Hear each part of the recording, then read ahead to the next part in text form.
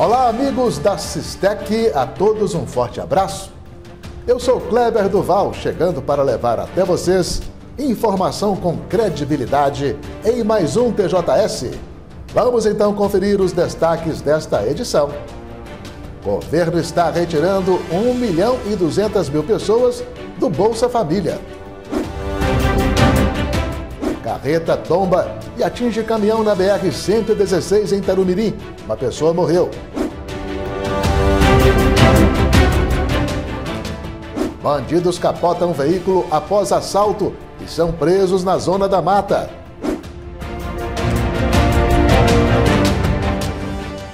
Em Caratinga, Polícia Rodoviária Federal apreende jabutis que eram transportados ilegalmente em caminhão. E em Governador Valadares, homem pego transportando sapos cururu em caminhonete é autuado. E veja também, escritora Marilene Godinho visita mais uma escola para lançar novo livro. Estes e outros assuntos no TJS está começando.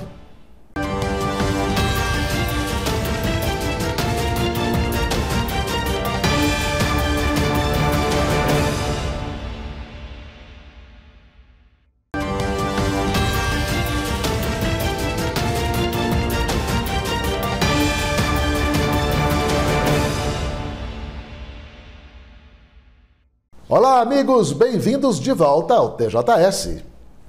A escritora caratinguense Marilene Godinho visitou mais uma escola de Caratinga na tarde desta quinta-feira para apresentar seu novo livro, o Almanac 2.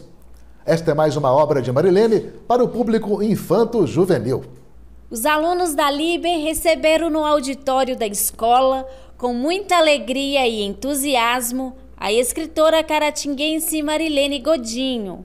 A autora participou de uma tarde de autógrafos do novo livro dela, Almanac 2.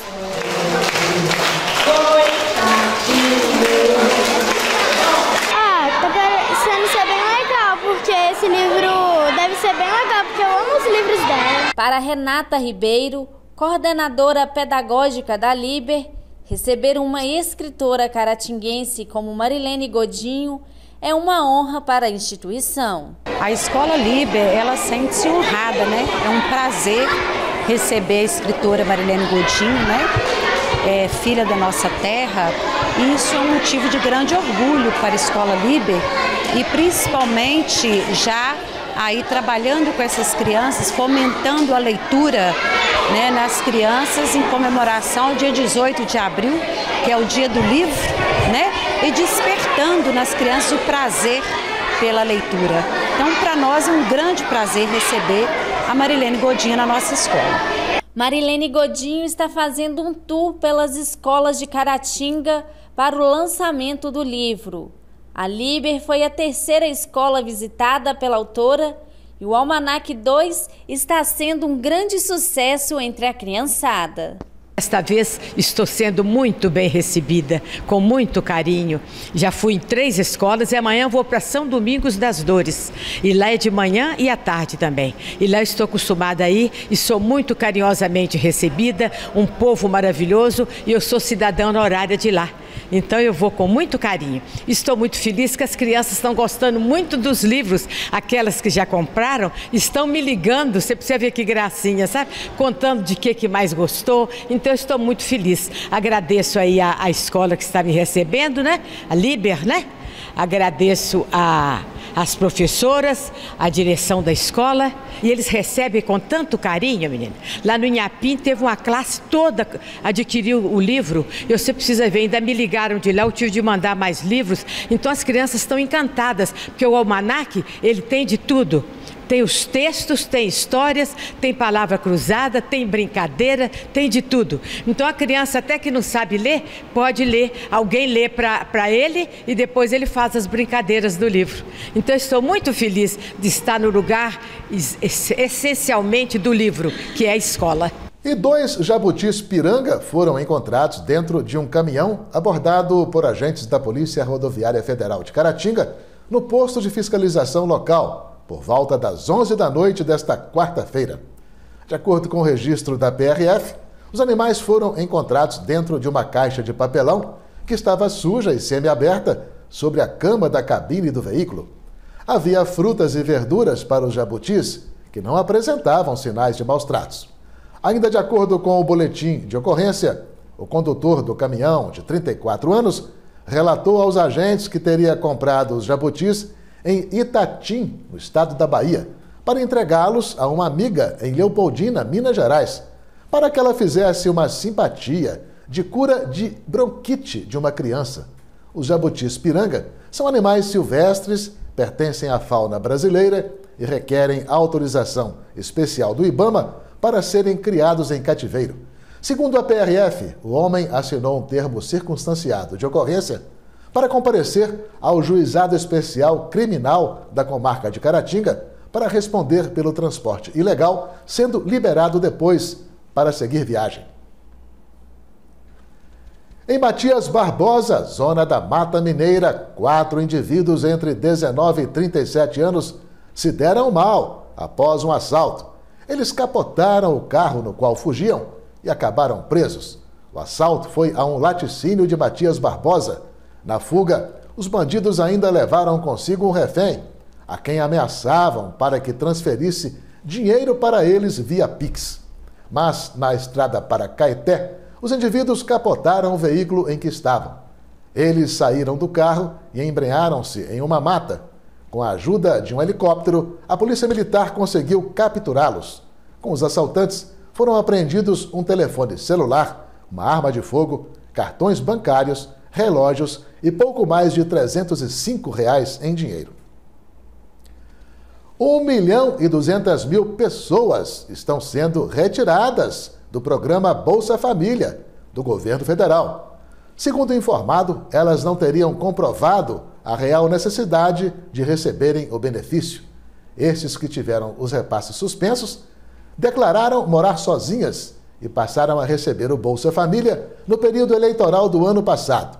O ministro Wellington Dias, do Desenvolvimento Social, manifestou-se sobre a questão. Os pagamentos vão prosseguir.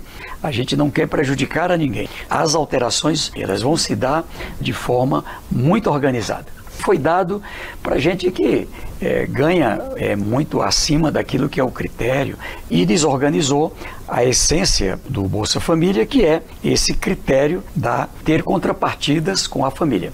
Criança matriculada, o adolescente matriculado, frequentando escola, a vacinação, não é, aqui da família. Isso é uma proteção da família, mas uma proteção da sociedade. Os beneficiários que terão o Bolsa Família suspenso já estão sendo comunicados a partir de hoje.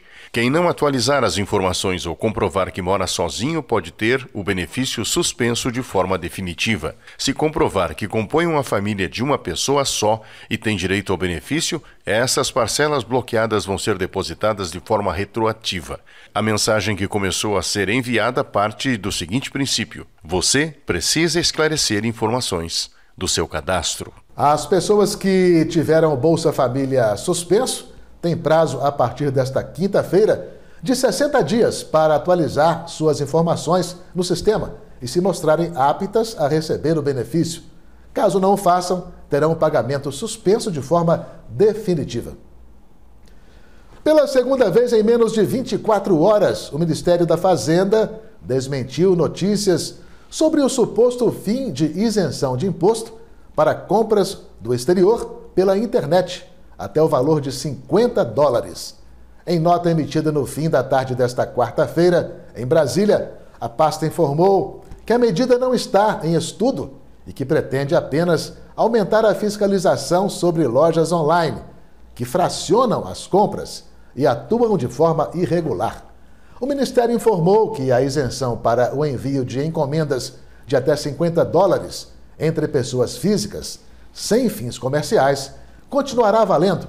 A Receita Federal, disse o Ministério, pretende combater empresas que usam brechas na fiscalização para enviar compras como se fossem pessoas físicas e escapar da tributação. De qualquer forma, a nova medida do governo deverá afetar compras feitas de sites de produtos importados como Shopee, AliExpress e Shein, que não estariam, de acordo com o governo, seguindo as regras legais, enviando ao país produtos como se fossem pessoas físicas e não jurídicas, burlando assim a legislação. Veja a seguir: transtorno do espectro autista. Neuropsicóloga orienta pais a buscarem informação.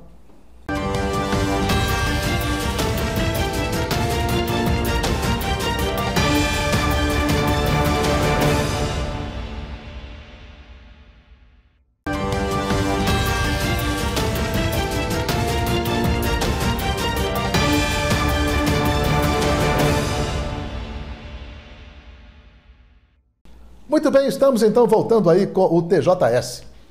Pessoas com autismo, aos poucos, vão ganhando espaço em nosso país. Apesar disso, muito ainda precisa ser feito para garantir a inclusão social de quem tem esse transtorno. Atualmente, em nossa Constituição Federal, existem duas leis que defendem os direitos dos autistas: a Lei Romeu Mion e a Lei Berenice Piana. Nós temos a Lei Romeu Mion, né, que é a lei que garante o direito da pessoa autista à carteirinha de identificação.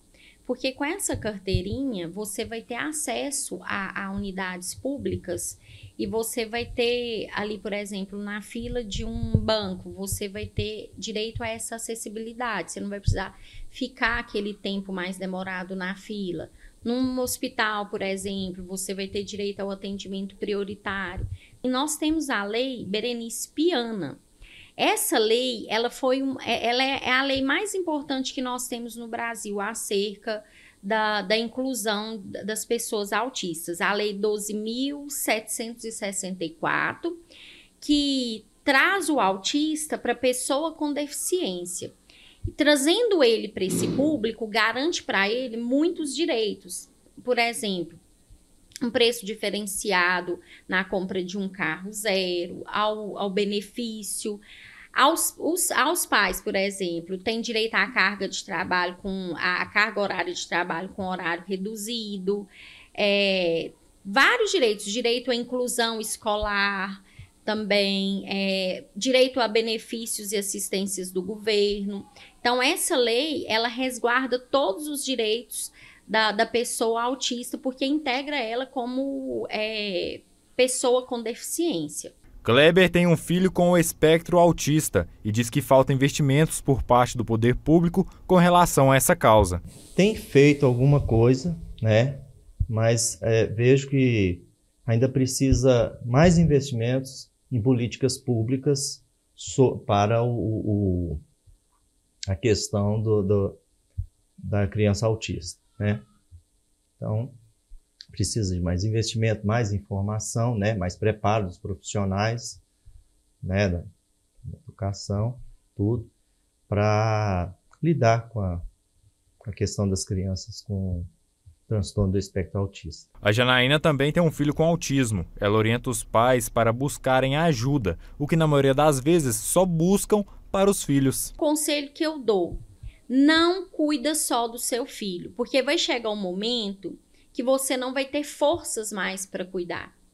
Você vai falar assim: não sei como que eu acordei hoje, não sei como que eu levantei, não sei como que eu tô vivendo essa vida, lutando essa luta. Você não pode esperar chegar no fundo para buscar ajuda. Busque ajuda para você agora, porque quanto mais informação você tiver, mais assertivo vai ser o seu comportamento em relação ao seu filho.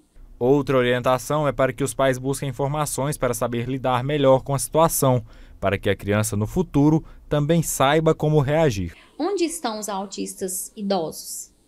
Cadê eles? O que fizeram com eles? Porque o autismo não é agora, não é recente. Cadê eles?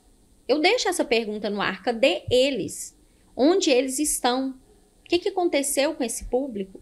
Então, assim, não espera ficar mais velho, busca ajuda agora, busca orientação. Eu falo isso porque a minha trajetória, mas a do meu filho e a dos meus pacientes também, teria sido muito diferente se lá atrás eu tivesse conhecimento de que ele se comportava daquela maneira. Não era porque ele era tímido, é porque ele tinha algo que o impedia. E eu achava que era timidez, excesso de timidez, reserva, filho único, não socializa. Então, assim, na dúvida, eu tenho dúvida, vamos procurar ajuda. Não fica com dúvida na sua cabeça. Tem dúvida, vai lá no médico, esclarece e pronto. Tragédia em um canteiro de obras na cidade de Patos de Minas, no Alto Paranaíba, nesta quarta-feira. Um operário de 41 anos morreu soterrado em uma vala que estava sendo construída para um empreendimento imobiliário. Segundo informado, primeiro uma camada de terra caiu sobre o operário, quando a área em volta do local em que ele estava trabalhando cedeu, devido ao peso de um caminhão betoneira, que fornecia cimento para a concretagem do fundo da vala. Em seguida, foi o próprio caminhão, motoneira, que caiu dentro da vala. O operário soterrado foi retirado do local do acidente por bombeiros militares, que fizeram nele manobras de ressuscitação, devido a uma parada cardiorrespiratória que ele sofreu. Após 20 minutos de tentativas, o homem foi declarado morto. A proibição do uso de anabolizantes para fins estéticos e esportivos, decidida pela Confederação Médica Brasileira, e que entrou em vigor esta semana, mexe com um punhado de gente, pois sabe-se que cada vez mais pessoas têm usado essas substâncias para ganho de massa muscular e obtenção de maior resistência física. Mas para os especialistas de saúde, o custo-benefício dessa prática não compensa. Melhor desempenho esportivo, ganho de massa muscular e redução da gordura corporal. Esses são alguns dos objetivos buscados por quem usa anabolizantes. As pessoas, elas querem um atalho, né? Quer cortar caminho. E normalmente elas recorrem ao anabolizante para acelerar os resultados dela na academia, para aumentar a massa muscular, para ter uma performance melhor no esporte de forma geral. Mas utilizar hormônios pode provocar vários efeitos colaterais. No problema de saúde pública, a gente está tendo vários efeitos colaterais, porque antigamente somente os homens usavam. E hoje em dia isso se estendeu para mulheres e adolescentes. E a gente tem recebido nos nossos consultórios, não só na minha especialidade, que é de endocrinologia, mas também cardiologia, nefrologia, vários efeitos colaterais advindo dessa terapêutica, do abuso, né, do uso excessivo desses hormônios. Pode causar na mulher. Primeiro que a testosterona é um hormônio que se pode converter em dihidrotestosterona, então pode causar calvície. A testosterona, ela aumenta, né, ela torna o seu sangue mais grosso, né, vamos colocar assim. Então, você tem uma chance de ter um risco maior de trombose, embolia, infarto, derrame. Quantas pessoas aí que são mortes, que eu falo que são subnotificadas, que às vezes fazem academia, o cara jovem, e morre dormindo, morte súbita, ou tem uma embolia. Considerando todos esses riscos, nesta última terça-feira, o Diário Oficial da União publicou a resolução que proíbe a prescrição dessas substâncias para fins estéticos e esportivos. A decisão do Conselho Federal de Medicina foi tomada após entidades médicas se dizerem preocupadas com o aumento de complicações pelo uso indevido desses hormônios e também pela divulgação inapropriada deles na internet. Toda semana eu recebo pessoas com efeitos colaterais do uso de anabolizantes. E por causa disso, reuniram-se, né, 5 sociedades. A gente tem a Sociedade de Endocrinologia, a Sociedade de Cardiologia, a Sociedade de Urologia, a Sociedade de Ginecologia e a Sociedade do Esporte. Então, eles fizeram uma carta solicitando providências para o Conselho Federal de Medicina. Os esteroides anabolizantes são originalmente prescritos a pacientes que precisam de reposição hormonal, pois não produzem naturalmente a quantidade necessária. Que as pessoas que realmente têm uma doença e que precisam usar esse tipo de hormônio, que são aquelas pessoas que têm o que a gente chama de hipogonadismo, que é a falta de testosterona, no caso aí do homem, isso não vai mudar. Elas vão continuar recebendo o hormônio normalmente. Só que está proibido também a manipulação de hormônios na forma de fórmulas de nanogramas, né? Aquelas fórmulas que não têm reconhecimento, no Brasil também isso está proibido. Então você consegue comprar, vai continuar comprando e usando o seu hormônio, aquele que você compra na farmácia, aquele que precisa de receita médica. Então isso vai continuar normalmente. Então os pacientes que realmente necessitam de usarem o hormônio, eles não vão ser prejudicados. Também está proibida a realização de cursos ou publicações que estimulem o uso da substância. Os profissionais que descumprirem a regra podem ter o registro cassado.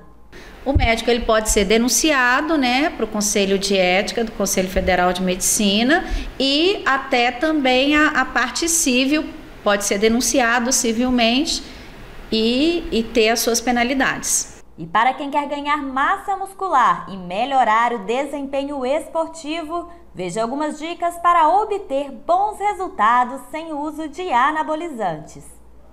O desempenho esportivo, ele é assim, a musculação é praticada por pessoas anônimas, né, e pessoas que são esportistas. Essa performance é com o tempo. Então, assim, o anabolizante ele corta o caminho, né? Você diminui o percurso para você conseguir bons resultados, mas você tem que pesar, né? Saber será que vale a pena você prejudicar a sua saúde para você conquistar uma performance esportiva? Para você ter resultado, né? Resultado estético, esportivo, você tem que abdicar de muita coisa, né? E o básico que a gente fala é você ter uma boa alimentação, você ter um treino adequado ao seu perfil, né? Então a pessoa que é iniciante tem um treino adequado para o iniciante, a pessoa que é avançada tem um treino adequado. E não ter hábitos que prejudicam a saúde, né? Então assim, evitar a bebida alcoólica, evitar o uso de cigarro, ter uma boa noite de sono, isso tudo influencia você ter um resultado estético e esportivo. E uma mulher morreu na manhã desta quinta-feira, quando seguia de motocicleta para o trabalho na BR-259 em Governador Valadares. Petrina Pedra Valente, de 30 anos, perdeu o controle da direção, saiu da pista e caiu em um pequeno barranco. Ela morreu na hora. A perícia técnica da Polícia Civil esteve no local para os procedimentos de praxe. O corpo foi removido para o IML.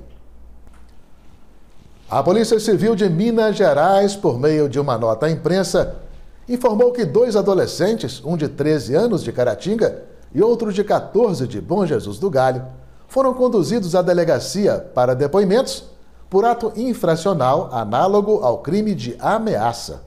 Eles foram ouvidos e assinaram um termo se comprometendo a comparecerem perante o Ministério Público e em seguida foram liberados.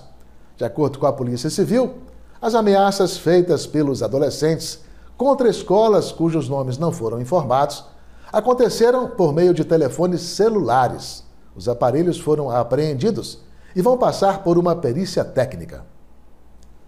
A manhã desta quinta-feira registrou um acidente fatal em trecho da BR-116, entre Dom Cavate e Engenheiro Caldas. Uma carreta tombou, deslizou na pista e atingiu um caminhão que vinha em sentido contrário. Segundo a Polícia Rodoviária Federal, uma pessoa morreu e outras 3 ficaram feridas. Os dados referentes às vítimas não foram divulgados. A colisão ocorreu em área pertencente ao município de Tarumirim. O trânsito no local do acidente precisou ser interrompido para o socorro às vítimas e limpeza da pista. Veja a seguir: violência escolar. Qual a participação das redes sociais nesta realidade?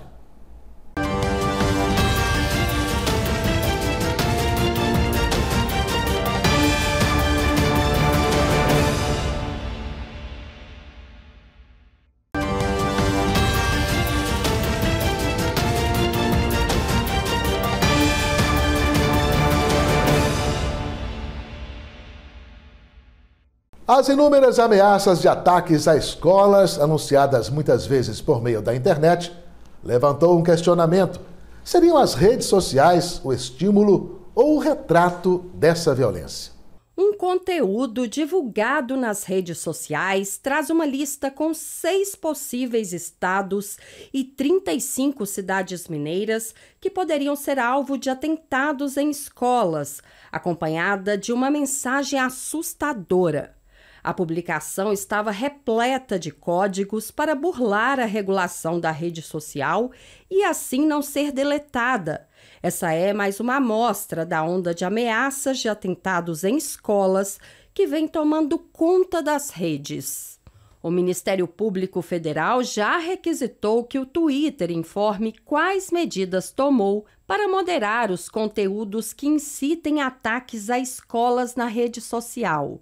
Nesta escola, em Belo Horizonte, as estratégias de segurança foram reforçadas, assim como as medidas de conscientização sobre o uso ético das redes sociais pelos alunos. É um desafio muito grande porque a escola é um espaço de socialização onde as redes sociais entraram com muita força, principalmente na pós-pandemia, né? A gente não pode negar que existe um ódio, uma violência rondando as escolas. A questão do bullying, a gente sabe também que é uma questão que deve ser tocada dentro da escola, deve ser conversada com o aluno. Então, a gente tem que estar muito atento à criança, o comportamento dessa criança, desse adolescente, tanto na escola como fora da escola. Tentar encontrar uma causa para o que vem acontecendo pode ser uma tarefa difícil. De onde surge todo esse círculo violento? Seriam as redes sociais o estímulo ou o retrato desse movimento? A busca pela rede social, ela se dá exatamente no ambiente a ser preenchido, né? E a nossa pergunta é: que ambiente é esse, né? Que falta é essa? Que busca é essa? Então, os ataques nas escolas, eles revelam um fenômeno social. Agora, mais relevante que isso, é a gente tentar entender o que está dizendo esse fenômeno, né? Ele nada mais é do que sintoma, né, de uma sociedade que já vem se mantendo à distância. Então, por mais que as redes sociais elas aproximam, elas também operam uma distância, né? Uma distância na família, uma distância na terceirização do cuidado. A proibição pela proibição, ela não gera efeito algum. Você chegar e falar, olha, a partir de hoje não é possível, você vai ter uma limitação de acesso às redes. Não estou falando que isso não seja importante. É importante. Qual a presença que irá ser substituída na ausência desse lugar em que eu encontrei diálogo. A ONG SaferNet e o Ministério da Justiça criaram um canal de denúncias que permite uma investigação mais rápida e eficiente dos envolvidos nas ameaças e nos ataques às instituições. As denúncias são anônimas e as informações enviadas serão mantidas sob sigilo. Quem está recebendo essas denúncias é uma equipe de policiais montado pelo Ministério da Justiça e Segurança Pública. São mais de 50 profissionais que estão fazendo a análise desse conteúdo e eles têm, inclusive, contato com todas as delegacias de crimes cibernéticos em nível nacional. Então, a gente orienta, né, que todo mundo possa, ao fazer uma denúncia, colocar ali no campo de comentários mais informações que você tiver. Por exemplo, qual rede que aquilo foi feito, qual que é a origem da ocorrência, se você souber município, estado, tudo isso auxilia na análise de denúncias por essa equipe que está sendo montada, que está fazendo um monitoramento aí 24 horas mesmo desses conteúdos que estão sendo reportados. Os crimes sexuais contra menores continuam sendo manchete no país. Em Água Boa, no leste do estado, uma mulher, hoje com 28 anos, denunciou o padrasto, atualmente com 72 anos, de ter estuprado dos 6 aos 20 anos de idade.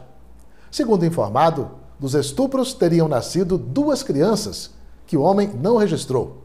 Ele foi preso.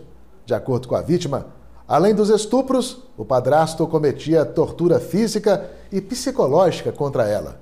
O denunciado, segundo a Polícia Civil, é pessoa temida na região de Água Boa, andava sempre armado e seria autor de inúmeras ameaças contra moradores. Ele tem antecedentes criminais por ameaça, delitos ambientais e porte ilegal de arma de fogo. Mas agora está recolhido no sistema prisional. E em Araxá, no Alto Paranaíba, um homem foi preso por suspeita de ter cometido estupro contra a própria filha de apenas 2 anos. O caso foi descoberto quando uma médica da Santa Casa de Misericórdia local atendeu a criança e constatou lesões no órgão genital dela. Segundo a polícia, o indivíduo já se preparava para fugir quando foi preso na zona rural do município. A esposa do homem também acabou presa, suspeita de ser cúmplice do estupro, entrando em contradição ao tentar defendê-lo. A criança agora está entregue a um parente e o caso segue sendo investigado. Ouro Preto e Tiradentes serão palcos de uma programação cultural que marcará a estreia da Semana da Inconfidência, com o slogan "A Liberdade Mora em Minas". O projeto inédito do governo estadual tem como objetivo potencializar o turismo, a cultura e a economia criativa das cidades históricas, em parceria com as prefeituras. As comemorações vão conectar pela primeira vez as duas cidades que são marcadas pela memória da Inconfidência Mineira. Além dos ritos oficiais, como a entrega de medalhas, Ouro Preto e Tiradentes vão receber uma programação variada e extensa, envolvendo a comunidade, as escolas e coletivos artísticos. Nós procuramos as prefeituras de Ouro Preto e de Tiradentes e propusemos contribuir para que essa festa acontecesse nos dois lugares de forma estendida, popular, criando e gerando um pertencimento e um envolvimento maior da população com a celebração de Tiradentes em si. Em Ouro Preto, as atividades vão durar 8 dias de forma descentralizada. Além da Praça Tiradentes e do Centro, 8 bairros e o distrito de Antônio Pereira vão receber atrações musicais, contação de histórias, exposições e mostras culturais. Então não será apenas a parte oficial e mais voltada para autoridades, para uma certa pompa oficial, mas também essas manifestações de caráter popular. Isso enriquece muito a celebração do Tiradentes, que é o grande herói do povo brasileiro. Um mini festival de uma semana que vem movimentar a cidade de Ouro Preto e acolher não só a nossa população, mas todos aqueles que vierem compartilhar conosco essa grande homenagem aos Inconfidentes de Minas Gerais. Já em Tiradentes, as ações destacam principalmente a cozinha mineira. Será montado um espaço no Largo das Forras, onde o público poderá apreciar queijos, cafés e quitandas e aprender mais sobre preparos e harmonização desses produtos. A gente quer reviver isso em Tiradentes. Então, a importância dessa semana, dos eventos, da mineiridade, da valorização da cozinha mineira. E, por isso, também, a gente vai fazer um banquete, o Banquete da Inconfidência, que vai acontecer no dia 19, onde muitos restaurantes da cidade, de forma gratuita, vão disponibilizar seus pratos para a gente fazer um grande banquete na Rua Direita ali, uma mesa de 200 metros, para convidar as pessoas para confraternizar em torno da Inconfidência Mineira também, que faz parte dessa programação. Então, o objetivo justamente é esse, essa importância de resgate cultural, valorização das nossas origens e da nossa história. A previsão é de 95% de ocupação na rede hoteleira nas duas cidades e de uma boa movimentação das cadeias produtivas do artesanato, da cozinha mineira e derivados. A expectativa é que a Semana da Inconfidência contribua ainda mais para a promoção de Minas enquanto destino turístico. É um evento estritamente cultural. Todo o simbolismo, seja da cozinha mineira, da medalha, ou seja as manifestações da cultura popular e tradicional, a música, a dança, tudo isso que nós teremos. Em Minas Gerais, isso tudo é um fermento para a atração de pessoas. As pessoas, isso me honra e deve nos honrar muito. Nós somos um destino de cultura. As pessoas vêm a Minas para conhecer a mineiridade, ou seja, a cultura, aquilo que nós cultivamos ao longo desses mais de 300 anos.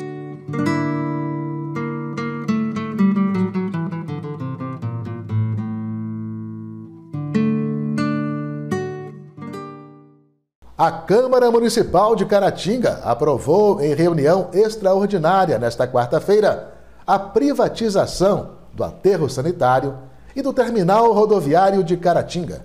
Os projetos foram enviados pelo prefeito Wellington Moreira. Em relação ao aterro sanitário, a privatização, segundo o executivo, abriria a possibilidade de novos investimentos, inclusive para a produção de energia a partir da utilização dos resíduos. Em relação à rodoviária, A concessão seria por um período de 15 anos para investimentos em reformas e melhorias, ou por 25 anos para a construção de um novo prédio. Os períodos de concessão poderão ser renovados.